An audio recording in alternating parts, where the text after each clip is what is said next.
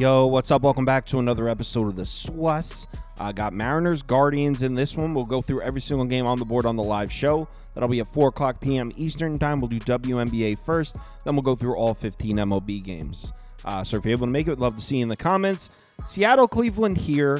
As far as recent results, weekend was tough on me, man, and I went into it with some momentum. Had a really nice Thursday night, really nice Friday night. Thought it was going to be a great weekend. Saturday and Sunday, both losing days for me. So hopefully by the time you're watching this, I had a nice Monday. I bounced back. We'll see. But yeah, Cleveland, Seattle, let's go. Welcome to the SWUS. The SWUS. SWUS. Hey, get the SWUS. All right, like I said, Seattle's on the road in Cleveland for this one. Cleveland very short home favorite here, -115, -120, depending on your sports book. Total sitting at 8.5. We got Bryce Miller getting the start for Seattle against Tristan McKenzie for the Guards. Let's take a quick look at the spreadsheet, and according to the model, we got a lean on the Mariners in the first 5, 3.37 to 2.99 Seattle, but a lean on Cleveland in the full game, 4.7 to 5.23. So let's take a look at this matchup, and we'll start with Seattle's bats. You can see in the last 30 days, this is looking like a bottom 10 lineup. 20th in WRC+, 25th in OPS, 24th in WOBA.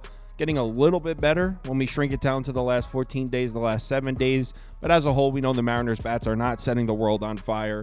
On the road, last 30 days, bottom 10 lineup, 22nd, 24th, and 22nd. But again, if we shrink it down to the last 14 days, 15th, 16th, and 15th. So maybe Seattle's bats starting to come around a little bit. And they've definitely been better against right-handed pitching, at least more so than they have against left-handed pitching. Actually, in the last 14 days, this is a top 10 lineup against righties, 8th, 9th, and 9th. But it's mostly coming against opposing bullpens because you can see the last 4 righty starters to pitch against the Mariners, 3.32 ERA and a 1.20 WHIP. So they haven't really been getting to righty starters. They did get to Dunning and Eovaldi, though, which is the last 2, which is what I'm saying. Maybe they're coming around. They got to Dane Dunning, got to Eovaldi. Before that, they didn't get to Cannon on the White Sox, didn't get to Eric Fetty. Also, if you rewind back to early June, they didn't get to Joey Estes or Mitch Spence. But again, if you look at Alec Marsh, they got to a little bit. Dunning and Eovaldi, 3 of the last 5 righty starters the Mariners were able to score on. And now they see Tristan McKenzie, and the good news for Seattle is they've really given him a hard time. In his 3 career starts against the Mariners, he's 0-3 with an 8.16 ERA and a 1.60 WHIP, 6.83 expected FIP. So he's really struggled pitching against Seattle, and he's really struggling, period, right now. On his last 2 starts, 5.91 ERA, 1.59 WHIP. He's struggling at home in Cleveland. His last 2 home starts, 6.97 ERA, 1.84 WHIP. And if you take a look at his game logs, he was okay on the road in Cincinnati, but Royals came into Cleveland, absolutely crushed them, got crushed in Coors Field. The Mets came into Cleveland and got to him. So, yeah, it's definitely been a little bit of a rough stretch here for Tristan McKenzie.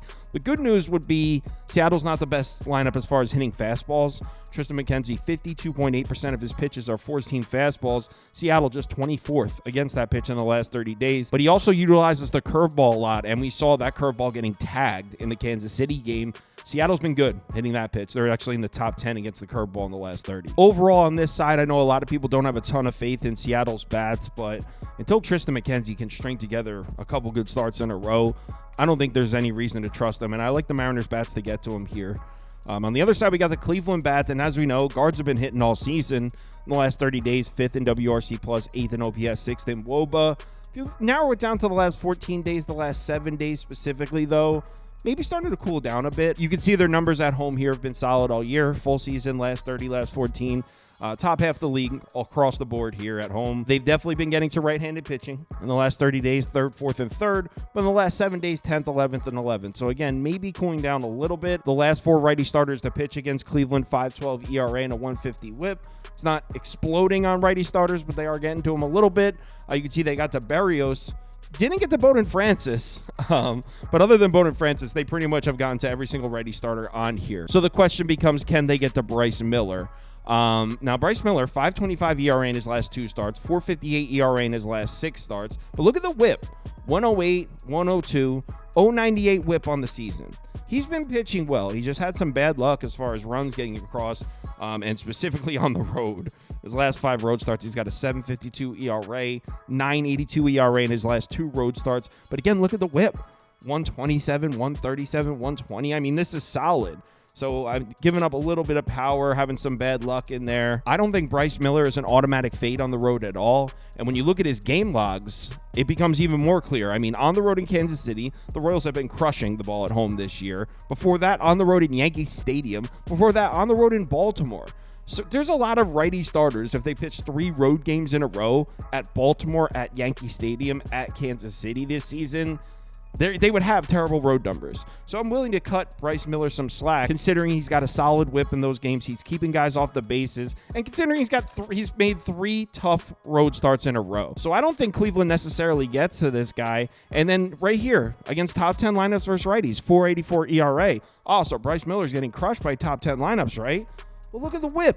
108 whip. That is not a lot of base runners. That's actually solid. So again, I think there's some positive regression coming for Bryce Miller. I'm not afraid to bet this guy on the road.